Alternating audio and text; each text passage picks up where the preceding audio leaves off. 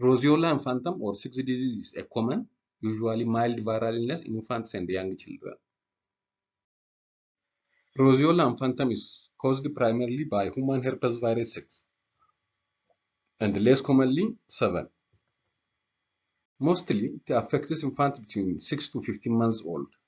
Nearly all children are exposed by age 3. Transmission is mainly by respiratory droplets and saliva. The clinical presentation is characterized by initially sudden onset of high fever up to 40 degrees Celsius lasting 3 to 5 days. This is stage 1 or the fever stage. In addition, irritability, mild respiratory symptoms such as runny nose and the cough and the swollen lymph nodes can be seen. Small red spots on the soft palate and the uvula is also seen. The second stage is the rash, the rainbow after the storm. That means fever drops abruptly and a rash appears immediately. Fever drops, then rash appears.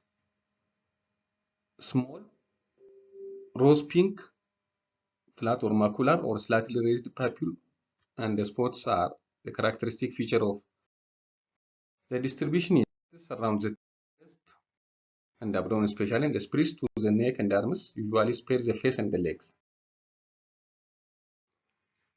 Possible complications include febrile seizure. This is the most common complication and occur in 10 to 50% of cases due to rapid temperature rise. Usually, it is clinically diagnosed based on the classic fever rash sequence, and the laboratory tests are rarely needed.